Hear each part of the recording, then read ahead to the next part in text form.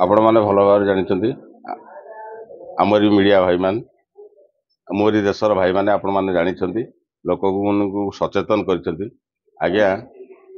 आम गोटे मेरुखुंट मझे छिड़ा एपटे बांग्लादेश सेपटे पाकिस्तान आमरी दी जन दीटा गोटे मई दी सैड्रे रही जाने जिते सत चेष्टा कले हिंदू धर्म भारतर एभली गोटे शक्ति अच्छी आमको कहीं सामना करें ना यही सामना न करने प्रत्येक लोक प्रत्येक डोर टू डोर सचेतन करूँ युवपीढ़ी। नमस्कार मु प्रथमे तो मोर पंचायतवासी एवं मोर नियाली अंचलवासी को और समग्र भारतवासी को 78तम स्वाधीनता दिवस उपलक्षे शुभेच्छा जनाऊँगी। आज आमर प्रत्येक स्कूल एवं पंचायत ऑफिस सबु जगार आमर पताका उत्तोलन कार्यक्रम बेस भल भाव होता आमर जीरो जो बाइक रैली आपन देखिथिबे तार उद्देश्य केवल गोटे थिला आमर जो आम भारत मातार जो सुयोग्य संतान माने तांकर जीवन को से माने उत्सर्गीकृत कर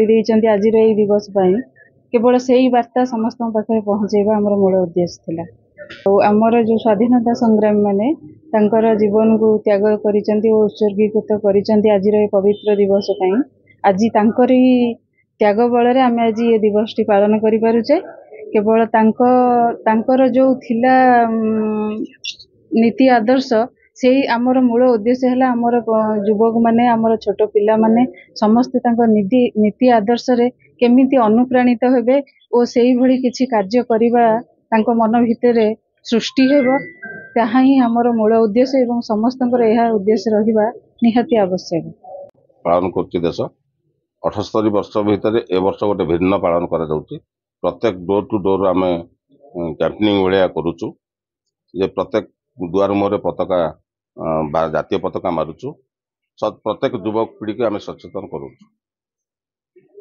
निश्चित भाव में वर्ष को थरे नुह प्रत्येक दिन ही मन पड़ुची से व्यक्ति मान मन पड़ुची जो व्यक्ति देशप्रेमी जो मैंने आम देश बलिदान देते जो मैंने आम देश बर्तमान आम निर्द्वंद बसीचु देशपाई काश्मीर हो चाइना बॉर्डर हो प्रत्येक जगार से अखिया अपिया जंगल भितर बस निश्चित भाव में से कथा भी मन पड़ुची आम देशप्रेमी निश्चित भाव में देश प्रति आमर सम्मान अच्छी आगामी पीढ़ी को सचेतन करने ये चली मोर प्रत्येक पंचायत प्रति जगार मोर 34टा वार्ड जो 24टा वार्ड अच्छी प्रति वार्ड आम बुलीचु प्रत्येक डोर टू डोर कैंपेनिंग करूँ से सचेतन करूँ देश देश 78 वर्ष शासन पर आमको आगू जीव प्रधानमंत्री जो नारा अच्छी जे आमर देश तृतीय स्थान रे निश्चित भाव में प्रत्येक लोक को सचेतन करूँ। मु मिहिर नायक सर्वप्रथमे मु 78तम स्वाधीनता दिवस उपलक्षे समस्त को अभिनंदन। आज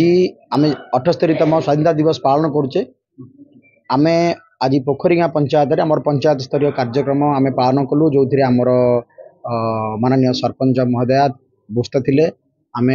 आमर जो माननीय प्रधानमंत्री जो नारा अच्छी हर घर तिरंगा कार्यक्रम ताकू आम गत सप्ताह करी आसलु प्रत्येक घरे तिरंगा पहुँचेबा कार्यक्रम ये सब जिन सरी। आज आम प्रत्येक वार्ड को जाई आमर मिष्टान्न बंटन सहित जातीय पताका उत्तोलन कार्यक्रम पंचायत ऑफिस परिसर में आम करथिलु।